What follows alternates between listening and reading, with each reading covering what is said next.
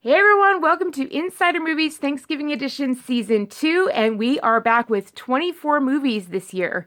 24 movies in 28 days. So that means it's going to be 6 movies every single week. That's a lot of movies. Also, it's going to be very different. We're going to do very different texture, and I'm kind of excited about that. So it's going to be a whole new texture just because a lot of the movies that I would have put on had I made the list after last year, like Star Wars and Superman, I've actually done for Insider Movies already. And so I kind of made each week of its own little capsule. And so you may find yourself liking each week better than another. It's going to be very, very different. And again, at the end, just like last year for Thanksgiving movies, and if you don't remember, the Thanksgiving movies are the movies that I'm most grateful for. And these are the ones I'm most grateful for, not the movies that my insiders are most grateful for. They're the ones I'm most grateful for. I'm going to leave the longer movies at the end. And boy, do I have some longer movies. I'm going to shock the heck out of you. Shock the heck out of you. Shock the heck out of you. You have no idea. Wait till you see. Wait till you see. You have no idea. So I'm very, very excited about this year. And yeah, let's get going. So week one. So some of these I may have already done, but I'm pretty sure all of them are just things I've mentioned on Twitter. Not all of them that I've mentioned on Twitter, but if you've heard of it already or seen it already, the only reason is that I may have mentioned it on Twitter, but I only think there's a few that I've ever mentioned on Twitter before. Most of them I've never mentioned on Twitter before. And this time you get to actually hear more about it when I mention it on this series. So I'm very, very excited about that. So this time for week one, I'm going to actually mention these in order of alphabet order, because there's such a variety. We have action, we have comedy, we have drama, we have musicals, we have the whole 9 yards. Yes, we have musicals. You really need to see season 1 if you're new to this series. Season 1 is the bomb, and you really need to know those movies. Oh my goodness, you need to know those movies. You need Sally Potter and the whole 9 yards, because ain't nobody teaching that stuff anymore. All right, so here we go. So week 1, we are starting off with Annie, it's a hard knock life for us. It's a hard knock life for us. It is choreographed brilliantly. Brilliantly. The girl who sings is a brilliant singer. And it has Carol Burnett in it. She's an amazing actress. And it's a comedy that's hysterical. As far as movies go, it is written in this just phenomenal way. I mean, it is... Remember how we talked about how Disney movies are written for adults and kids? They did the same thing with Annie. They wrote this for adults and kids, so adults are going to laugh just as much as the kids are. And they do this, the cinematography is stunning. Even when you're in the orphanage, you're like, this is incredible cinematography. It just blows everything, even today, it blows everything out of the water, and that's analog for you. You know, I've got to say, for everything that they claim for digital and it could do, they sure are not working the digital angle. They sure aren't. The best, I mean, I think that Super 8 did it. I mean, I feel like I got to see what digital could do in Super 8, you know, a little bit in Interstellar, but usually it just blends it all out, and I don't get to see color like I do in analog. Boy, Annie is a phenomenal, phenomenal, phenomenal movie. And we're talking in every area. In the writing, in the acting, the costuming, the costuming. And we're talking the fit. And I'm wondering if that's why I loved it as a kid. Because as I've grown up, I've gotten into the clothing, and I got into the makeup, and I got into the acting, and I just got taste. You know, the older I got, the better my taste grew. And as a young kid, I had this natural sense of what good was. And that's why it behooves society to make things that are good. It inspires children to, go towards that. Don't feed them junk food in a movie. You want to feed them something that inspires them. Teach them what good taste is. And that's what Annie does. Even when they're in the orphanage, it teaches you what good taste is. And it teaches you what good manners is, like civilization and bullying, the whole entire thing. And what's very, very interesting is, and I was noticing when I compiled the list, I was like, you're going to see through these movies that are huge classics, you're going to see how society has completely done a 180 since the year 2000. Like, all these characters that are the heroes, they're going to be the people that you feed people to in today's movies. All the anti-heroes in these movies, all the antagonists are now the heroes in today's movie. So it's going to be a little bit like wonky. And I didn't do that on purpose. These were on the list before we ever did politics or anything. It's not the way I did it on purpose. It's just the way it turned out. So it's going to be a little disorienting, and I'm just letting you know that's the reason why. Because today's movies actually flip it. They actually flip it. So, you know, when we wonder why all these kids are like acting out in school and running the school and things like that, you know, because all of our things teach them to do that. So this is the reason why there's going to be a bunch of movies in here that you can have kids watch, that are safe for kids to watch, that adults are going to love, that I grew up on and my friends grew up on, and that you can still have your kids, they're classics forever and ever and ever, that studio directors still use, you know, even the ones that, you know, are crazy. They still use them because they still learn from them. Seriously, these are the things that they secretly watch to learn from. They're not going to tell you, Psh, I watch Annie. Like, they're not going to tell you that. Like, they're not going to tell you they watch Annie, learn, and stay on top of the game.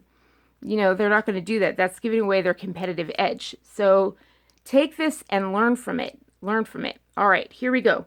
Next one, Austenland. This is one of the very few that I would say isn't necessarily an insider movie, but it is one that I keep mentioning to you over and over in my insider movies, is one that we watch so many movies. We watch this movie over and over and over again. There's a movie that we watch over and over and over again. That's Austenland. We watch Austenland over and over and over again. So Austenland's a movie we watch a million times over again. It has Kerry Russell from that one show, I don't know, it was like on the WB, I think, and she had the big curly hair. Remember Kerry Russell? Oh, she does the Russian spy movie now. So where she plays the Americans. That's right, Kerry Russell from that. She does Austenland, and basically it's a story where she goes off, and she's a girl that loves Jane Austen's novels, who wrote Pride and Prejudice. So it's kind of a great follow-up to Pride and Prejudice back then. And I feel like we did that one too. I could be wrong. Oh, geez, I should have looked all these up. So I thought I did, though. Flight of the Navigator, I know we haven't done. Flight of the Navigator. So Flight of the Navigator is an amazing kids science fiction film.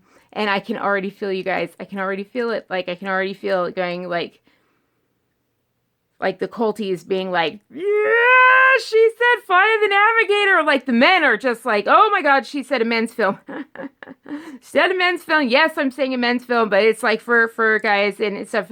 It's ironic because I didn't think of it a men's film. You know, this was before identity politics. You know, identity politics really hit the schools until way into the mid-2000s, you know, so they waited a while. They hit other things early on. They really rolled out things slowly. It was a slow progression. They hit certain things first, so, and so it didn't hit the schools. And when it hit the schools, it hit the older kids and then rolled back, right? So Flight of the Navigator did this thing. I know when I saw it, and I didn't see it in theaters or anything, but when I saw it, I didn't think of it as a boys' film. Like, I just thought of it as an amazing adventure film. It was very, very inspiring to me. You know, I didn't play video games. My brother was super into video games. He's a super big video game player. But we both related to the film. And that's the whole point, is that it is about, I can't tell you anything unless I really feel like there's nothing I can tell you without it totally giving away the plot, except that it's really not like Tron at all. It really is like, I guess it's the kids' version of Tron, except that it's not. You're not going into, it was like Star Wars, the new Star Wars 10 years later, but, you know, nothing can even touch Star Wars. I don't know. It's very, very good. That's all I can tell you. It's very good, and kids will love it, and it's inspiring, and it inspires kids to be adventurous and go out there and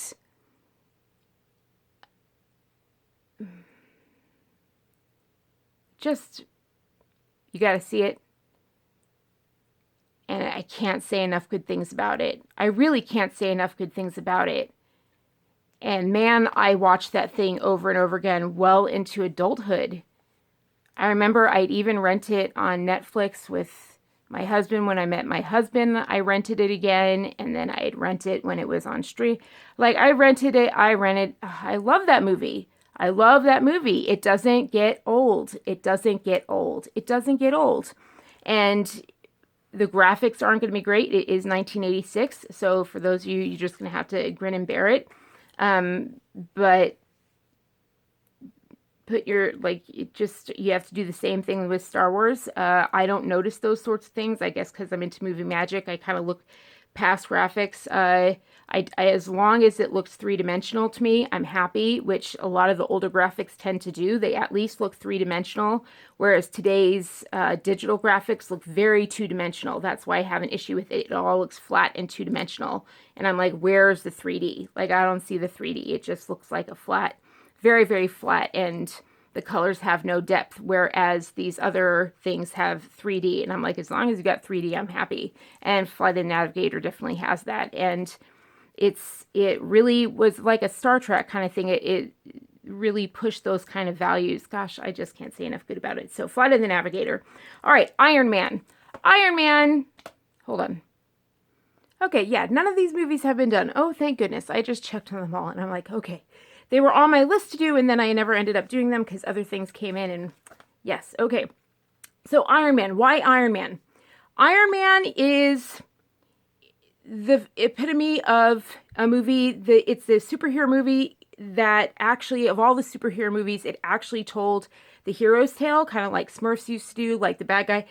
You know, when you go to screenwriting, it always tells you to do antagonist and protagonist. And quite frankly, since the beginning of time, and the beginning of storytelling, since they started writing down myth, like when you tell mythology, like from the beginning of storytelling, when you take, like I used to take storytelling, when you take writing and storytelling and reading and any kind of literature course, you will hear that from the beginning of man, we used to tell the story of like the hero's tale. You heard about the hero's tale. We've been hearing about the hero's tale for like 1,000 of years, like thousands of years, for 10,000 years, mythology has been teaching the hero tale. That means we're kind of wired for it. We like hearing it in 5 million different ways, the hero's tale, right? And so for a long time, Hollywood hadn't been writing any kind of hero's tale in any kind of form. And all of a sudden, Iron Man came out and actually did a superheroes movie where the guy played the superhero. And Iron Man did a very, very good job of it. So I was really, really impressed with it. So it's not the first time we're going to be doing that director. I'm really, he deserved to be the director of that film, and he really, really worked it in Hollywood. He worked his butt off. He did all the right things. He did everything he was supposed to do. Not necessarily, I mean, there's a reason he went up and then he went, you know, but that's okay. And he got further than most, right? He did Dinner for Five, and that those are really enjoyable to watch. So you get to learn as much as you're going to ever learn about Hollywood in those Dinner for Five episodes. And I would say that it's Favreau who did it, Jon Favreau, who did did Iron Man. And it is well written for an actual superhero movie. So it is the first superhero movie and the last superhero movie where I ever went back and saw it in the theater a second time. That's never happened before. And I think it's just simply because it actually told the hero's tale. When you want to see a superhero movie, you want to see an actual hero's story. That's all it is. Basically, that's all. You don't want to see the superheroes fighting with each other. Like, the whole point about superheroes is that you don't want to see the heroes fighting with each other. And I talk about this in Superman.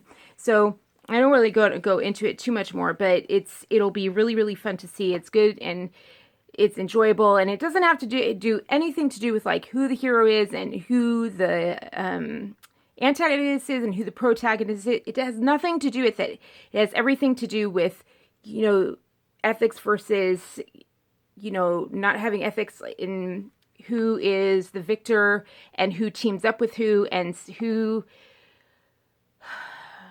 I mean, the reason like Tony Stark gets upset is because someone is unethical, things like that. And it did really well. I mean, that's why the box office just surged, and it really got the superhero genre going. And it kick booted it, and they kind of like knew, like, let's start the hero story. Let's make their first impression Iron Man. Let's do it the right way. And it kind of kick-started the whole new superhero genre with, oh, we're going to do superheroes with the hero story, and then they never did it again.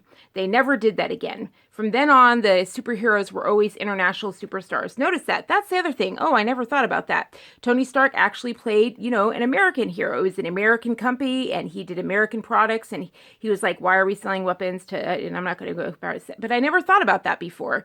Like, he actually talked about America, and I think America really responded to that. And there hasn't been anything like that since. Like, China went into Hollywood and was like, you cannot mention America again. And they didn't. They never mentioned America again. And it's really, really sad. And that's kind of like the last superhero movie when American comic books, like that is comic books. Comic book characters are American. Like it's like the most American thing you can get is comic books. So you should really look into that and enjoy that movie. It'll be really, really fun. I don't know what the rating is on it, but it's not for young kids or anything like that. But if you're into action, you'll have a lot of fun with it. I think it's one of the best superhero movies as far as superhero movies go. The newer ones, that's it. It's very, very hard to beat that one. Like 2 and 3 were just like, but the first one, if it weren't for the first one, I think they did it on purpose. They did the first one to get everyone interested in the superhero ones. So it's kind of, if they hadn't done that with the first one, all the others wouldn't have succeeded. All these billions of other movies they make. If you really look at the lineup, like DC, Marvel, if you look at Comic-Con, you look at these press conferences, those of you who aren't into it, you should really look up these conferences that Comic-Con does. Marvel will have an announcement, DC Comics will have an announcement, and they get up there and they have this big screen presentation and they'll show like the next 4 years and it'll have like 20 movies up there of superheroes. It's such a giant industry. And I'm just like, who has... Like the money, if you're not paying for a house and you're not paying for kids, like all the money just goes straight into DC Marvel Comics. It's just ridiculous. And yet none of them are actually doing a hero story. All of them have them fighting with each other or battling with the idea. That's what really ticked me off about, Batman. It just, at the end, they had the whole decision-making process being like, this is the wrong thing to do. Giving up and sacrificing your life for the right thing or for other people, which is basically what doctors do, what is basically what firefighters do, it's basically what the military does, it's basically what every good person does, is like they, any person in like a service industry gives up, even people who like serve at McDonald's, like they give up their time to serve the greater good.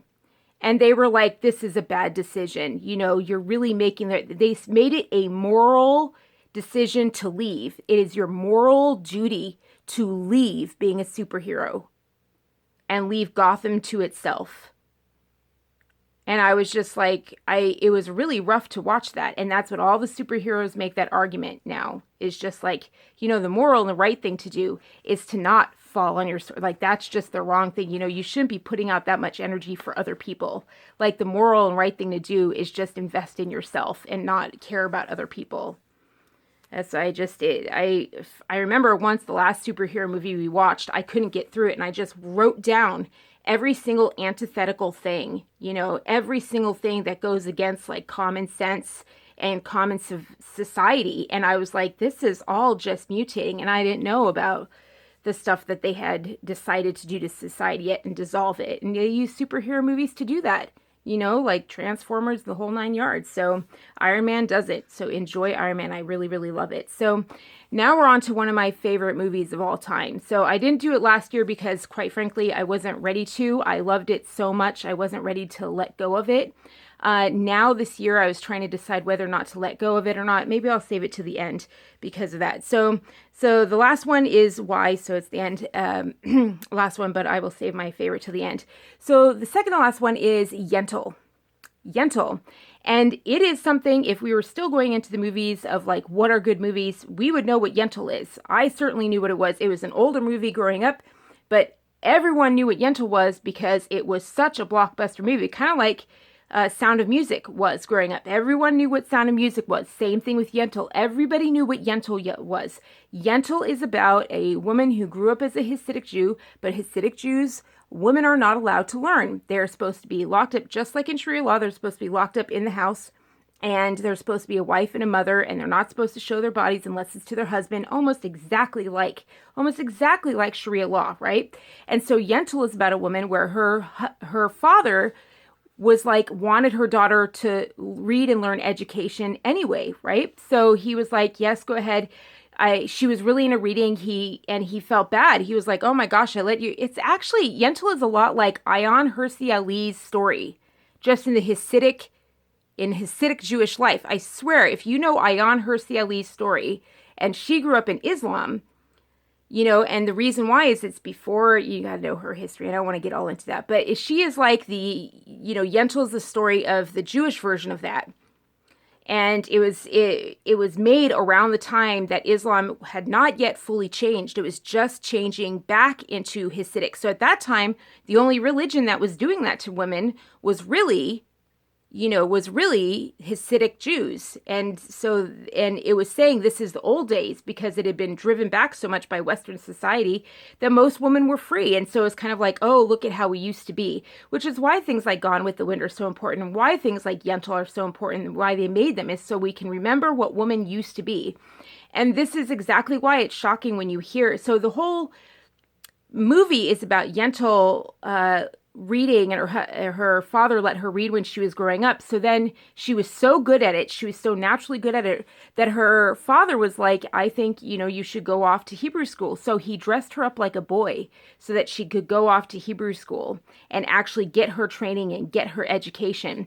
And then she goes off and she accidentally falls in love while she's actually, dressed like a boy. And then all the struggles of that, of like wanting to tell him, like, I'm a girl, like, I'm a girl, I'm not a boy, like, I'm a girl, but I have to be this way because I'm not allowed to be a woman who studies, I'm not allowed to be smart, and the whole 9 yards. And then what she's forced to do because she's expected to get married, and it's this whole thing. And it's not transgender at all. Like, it's not transgender. Like, transgender was not a question back then. There are people who obviously love to dress transgender, but that movie isn't about that. Like, the movie isn't about that at all. So, but oh my goodness, like, it is so important to watch this movie. I didn't realize that it was on the list already, but I didn't realize that Hasidic Judaism has come back full force. And I could understand why that is now, knowing that Sharia has been pushed in it, and they've been H&K, Hill Knowlton, has been doing her campaign and telling women not to wear any makeup. And they've even got Victoria Beckham. She's refusing to go on the Spice Girls tour because she was like, I would never wear clothing like that now. Remember how I put out her newest clothing line and I said she is showing less skin? She was showing less skin. She was showing, like, on her clothing line, I showed a full page of her clothing line, and they were covered from their chin down to their wrist, down to their ankle. They showed all the models in the entire sales page of their ready to wear were showing no skin whatsoever. And I was like, that's a choice. That's a choice. That's modesty clothing. That's modesty clothing. That's telling women they should not be showing their skin. And that's not Western thinking. That's going backwards in time. That's going backwards, and that's dressing for men and saying our skin shouldn't be shown. Our skin shouldn't be shown, because those dresses, the Victoria Beckham, sold to all women. Like, it's sold to all women. And I just thought it was so very, very interesting. So very, very, very, very interesting. I was like, wow. And, they're even going after the new, like, Little Mix, the little group. Like, the Spice Girls even went after them for their sexy clothing, even though that's exactly what they wore back in the 90s. But Spice Girls attacked them on their clothing. And I went and looked at their clothing and I was like, okay, like, it's a little strappy. I mean, it's unfortunate that they decided to go a little S&M, but I mean, they're Western women and they have the freedom to do that. But, what are you doing attacking them? Beyonce wore way worse than that. They're of age. What are you doing? Like, you came out there and you showed way more skin. Like, at least they're wearing tights over themselves. You didn't. What are you doing? Why are we telling women to be modest all of a sudden? Like, have you looked at what Marilyn Monroe wore? Have you looked what French actresses used to wear? Why is it that women in the 50s were wearing less clothing than women now, and they're being yelled at for it? So Yentl is important now. Let's watch it, shall we? Because I just watched some things on this rabbi just got exposed, and all these women are like getting into it they're converting to Hasidic Judaism because they are attracted to being dominated by men and being these housewives. And I'm just like, You know, our society has become so anti-family that women are attracted to Hasidic Judaism because it's the only place, and Sharia law because it's the only place that tells them that it's okay to be a woman and a mother. We need to get over that and say it's okay to be a woman and a mother. Like, that is just fine. There's nothing wrong with it. Oi. All right, so Labyrinth, it's a choice. You can be whatever the heck you want. And a woman and mother is just as beautiful as a lawyer. You can be what you want. Celebrate. Woohoo. All right. So, and the very fast one is Labyrinth. And I figured out why it's so special to me. I was discussing it with my husband, and I was like, why I really didn't want to share this last year. I don't know if I'm ready to share it. And then I was like, oh, you have no power over me. And that is a very, very important line in the book. And I realized that it's because, well, I guess there's a book in the movie, and the book in the book it has you. Anyway, you'll understand it when you see the movie. But she said, and it has David Bowie in it, and David Bowie wrote the music for it, and he chose to do the movie. He didn't do any movies. He chose to do the movie, and I think again, I could watch that movie on replay forever and ever and ever. Unfortunately, the graphics haven't done well, and some of the scenes, the graphics had, like, there's one scene in particular where the graphics didn't come over well. I think, though, they improved it the last time we saw it. I was like, oh, the graphics have finally improved on it. But the writing is genius. The writing is absolutely genius. We're talking Princess Bride level here. Like, it's very, very good. And it's kitschy, and it's for kids. But it was very important, and I think that it also has a lot of relevance today because it is about, I think a lot of kids will relate to it. And I think that I related to it because I was in an abusive household. And I think it rings true.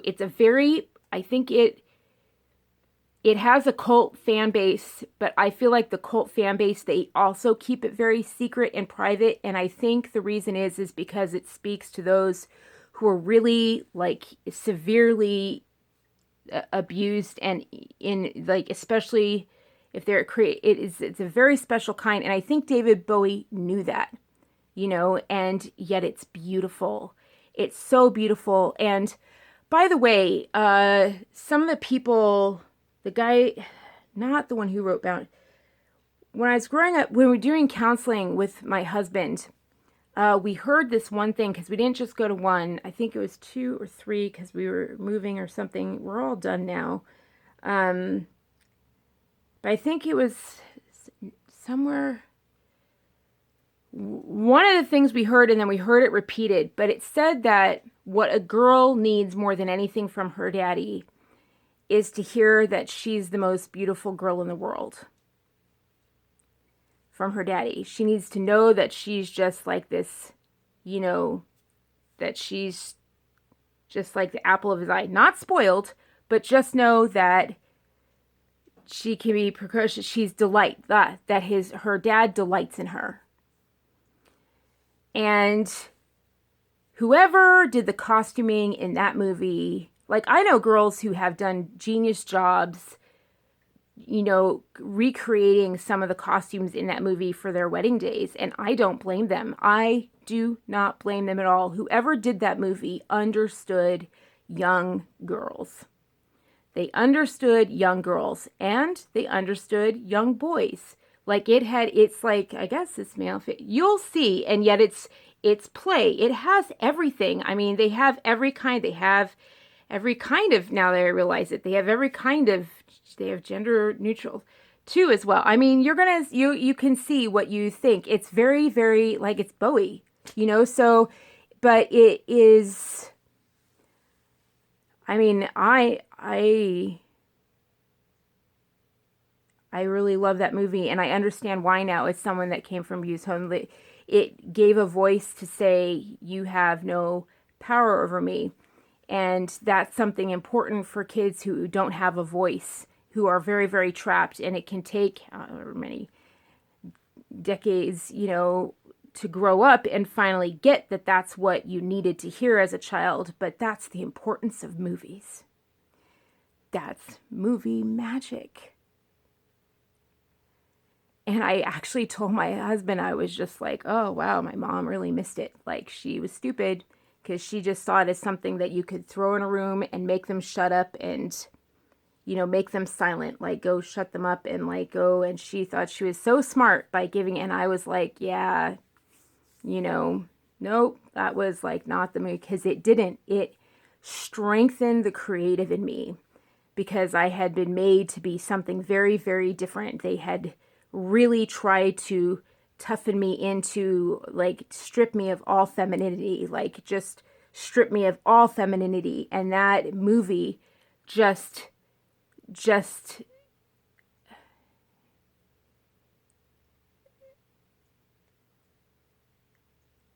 was like, I don't know, it made me feel like I had a future. It made me like look forward, and I don't know why that is. And maybe it's because it's a labyrinth you have to go through, and I'm realizing now it's probably like a metaphor for life. You know, to get to where you want to go and to where you're really free. You know, I know to get to this house, it was a labyrinth. You know, I think I told you that. Like, we got to the point where I was calling a friend and she'd just be like, what now? What could possibly go wrong now? Like, what could possibly go wrong now? Like, what could possibly go wrong? Just what now? And that's before I was sick. And I wouldn't trade any of it to be here, because I know it all led here and it all taught me how to be, so that when it came to being here and on my own, and all of my friends were off in their corners. They weren't with us when we came out here we didn't expect to buy a house. We didn't tell, that was a last minute thing. Like, we didn't know that that was going to happen. You know, it was on the end, and we had to do all of that on our own, and we wanted to do all of it on our own. But I had the tools and the strength to do that and to bargain, and knew all the, like, I was tough as nails.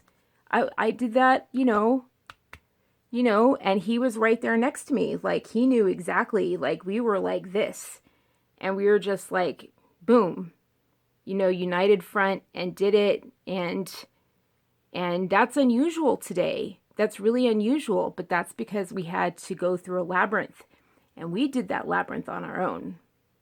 It took a while to untangle from family. It took a while to realize, let go of all financial ties, to cut ties financially, because it turns out there is, even though Dr. Phil's is like, oh, I care about families being connected. Turns out when he was with Oprah, he was like, give your family, like, just a couple tries, like, and then that's it, you're out. Like, you got to have the freedom, like, give them 5 minutes, and then if they're just still net, done, and you're done, and he's like, you feel free to move on. And I was like, oh, the thing that made him famous was telling you to cut ties. Even Oprah was like, you're playing a victim, get out, why aren't you getting out? And doing all these seminars saying sex will in life, cut ties and move on, cut ties and move on, cut ties. And I was like, why aren't you saying that now? Huh? And I was like, oh, he'd probably lose his show. So, and I'm realizing, like, the labyrinth has a lot to do with that. So that's what I mean, like, good writing has lots of layers, and that's movie magic. And maybe that won't mean at all to you. It might not have anything to do with that for you. It may mean something very, very different.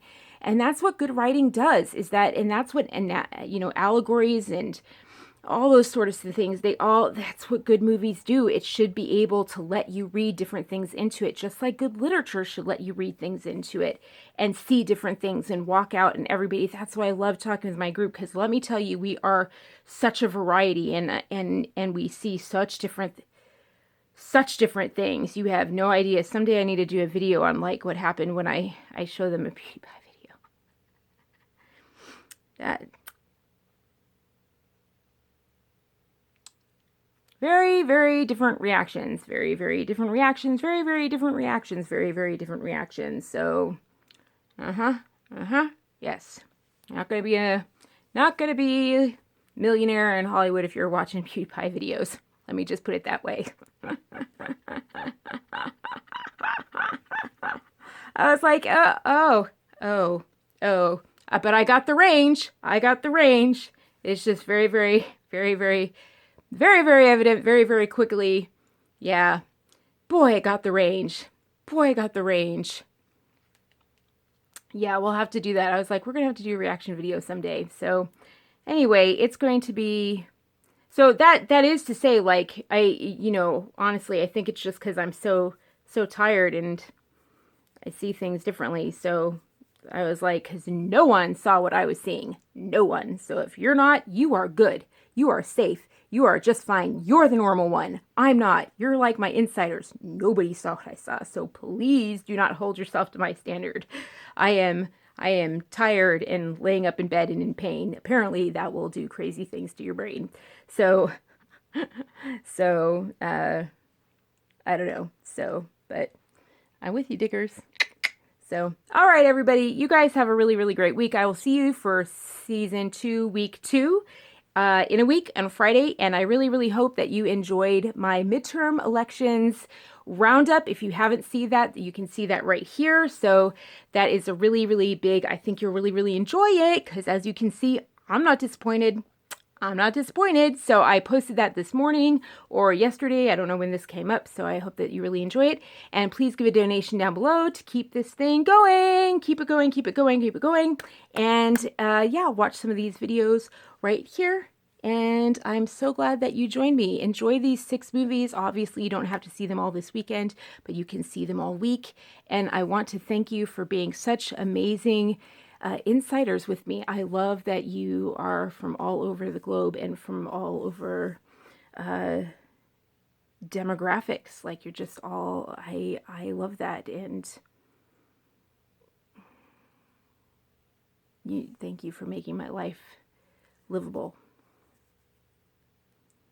Yeah. All right, I'm going to cry. Love you.